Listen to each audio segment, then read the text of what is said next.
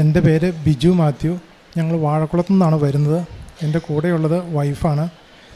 ഞങ്ങൾ ഉടമ്പടി എടുത്തത് 2023 ജൂലൈ 18 തീയതിയാണ്.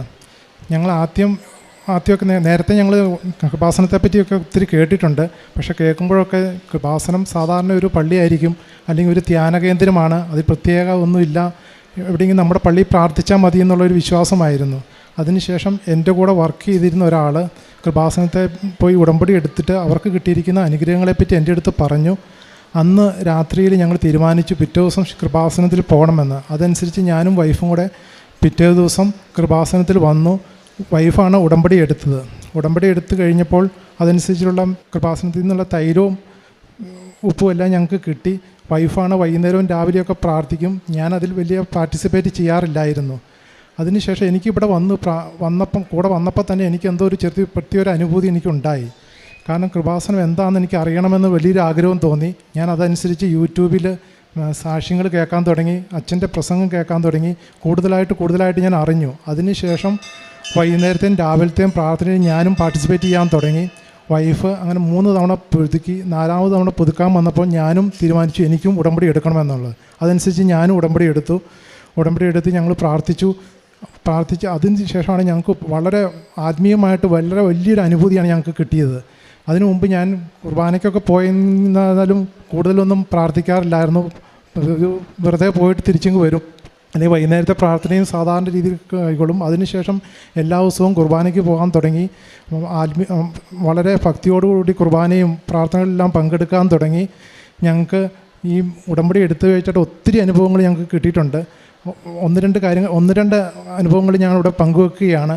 ഏറ്റവും വലിയൊരു കാര്യമെന്ന് പറയുന്നത് ഞങ്ങൾക്ക് വളരെ ധൈര്യം കിട്ടി എന്നുള്ളതാണ്. ഏത് കാര്യത്തിനും മാതാവ് കൂടെ ഉണ്ടെന്നുള്ളൊരു വിശ്വാസം, അതായിരുന്നു ഏറ്റവും വലുത്. ഉടമ്പടി എടുക്കാൻ ഇവിടെ വന്നപ്പോൾ വൈഫിന് ഒരു അലർജി ഉണ്ടായിരുന്നു. മേലും എന്തെങ്കിലും കഴിച്ചു അല്ലെങ്കിൽ ഇതേക്കൊന്ന് എവിടെയെങ്കിലും പോയി മാറിക്കഴിഞ്ഞാൽ കാലാവസ്ഥയൊക്കെ ആയിട്ട് മേലും മുഴുവൻ ചൊറിഞ്ഞു തടിക്കുമായിരുന്നു. ഇവിടെ വന്ന് ഉടമ്പടി എടുത്തതിന് ശേഷം ആ അസുഖം മാറിക്കിട്ടി. 2 വർഷമായിട്ട് മരുന്ന് കഴിച്ചുകൊണ്ടിരുന്നതാണ്. അതിനുശേഷം പിന്നെ മരുന്നുകളൊന്നും കഴിച്ചില്ല. ഇപ്പോഴും യാതൊരു മരുന്നുകളും കഴിക്കുന്നില്ല. അതേപോലെ തന്നെ എൻ്റെ കാലിൽ 2 വർഷമായിട്ട് കാലിൻ്റെ വെള്ളയിലും കൈയുടെ വെള്ളയിലും ഭയങ്കര പുകച്ചിലായിരുന്നു. ഞാനതനുസരിച്ച് പല ഡോക്ടറിനെയും കണ്ടു, മരുന്ന് മേടിച്ചു, രാജഗിരിയിൽ പോയി പല ടെസ്റ്റുകൾ നടത്തി. എന്നിട്ടൊന്നും യാതൊരു കുറവുമില്ല. അപ്പോൾ എനിക്ക് തോന്നി ഇനിയിപ്പോൾ ഈ മരുന്ന് കഴിച്ചുകൊണ്ടിരുന്നിട്ട് എന്താണ് കാര്യം. ഞാൻ അവസാനം കൃപാസനത്തിൽ നിന്ന് കിട്ടിയ തൈലം തേച്ചു. അതിനുശേഷം ഇപ്പം വേറെ ഒരു മരുന്നും കഴിക്കുന്നില്ല. ഒത്തിരി കുറവ് എനിക്ക് അനുഭവപ്പെടുന്നുണ്ട്. ഇപ്പം ഏകദേശം ഒരു 2 മാസത്തോളമായി യാതൊരു മരുന്നും കഴിക്കുന്നില്ല. അതുപോലെ അടുത്തൊരു ഞങ്ങൾക്കൊരു അനുഭവം വന്നിരിക്കുന്നത്, ഞങ്ങൾക്കൊരു വീടുണ്ടായിരുന്നു. ആ വീട് വാടകയ്ക്ക് കൊടുത്തിട്ടുണ്ടായിരുന്നു. അവർ സമയമായപ്പോഴൊന്നും മാറുന്നില്ല. ഞങ്ങൾ മാനസികമായിട്ട് ഭയങ്കര ബുദ്ധിമുട്ടായി.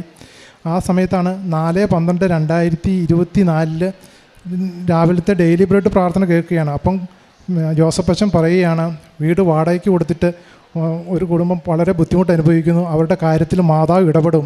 അപ്പം ഞങ്ങൾ വിശ്വസിച്ച് ഞങ്ങളുടെ കാര്യത്തിൽ തന്നെയാണ്. പിറ്റേ ദിവസം 5-ാം തീയതി തന്നെ അവർ വീട് കാലിയാക്കി തന്നു. യാതൊരു ബുദ്ധിമുട്ടും ഇല്ലാതാണ്ട് പോയി. അതുപോലെ തന്നെ ഞങ്ങൾക്ക് അടുത്തൊരു അനുഭവം ഉണ്ടായിരിക്കുന്നത്, ഞാൻ യൂണിവേഴ്സിറ്റിയിൽ 4 വർഷത്തേനുള്ള ടേം അപ്പോയിൻമെൻ്റ് ആയിരുന്നു. അപ്പോൾ അതിനുശേഷം 4 വർഷം കഴിഞ്ഞപ്പോൾ മാതാവിൻ്റെ കൃപ കൊണ്ട് വീണ്ടും 4 വർഷത്തേനുള്ള എനിക്ക് എക്സ്റ്റൻഷൻ കിട്ടി. അങ്ങനെ ചെറുതും വലുതുമായ ഒത്തിരി അനുഭവങ്ങളാണ് ഞങ്ങളുടെ ജീവിതത്തിൽ ഉണ്ടായിട്ടുള്ളത്. ആത്മീയമായിട്ട് ഞങ്ങൾക്ക് ഒത്തിരി ഉണർവുണ്ടായി. അതുപോലെ തന്നെ ഞാൻ ബൈബിൾ നേരത്തെ വായിക്കത്തില്ലായിരുന്നു. ഇതിന് ശേഷം ഞാൻ ബൈബിൾ ഇപ്പോൾ 2 തവണ ഫുൾ ബൈബിൾ വായിക്കാൻ സാധിച്ചു.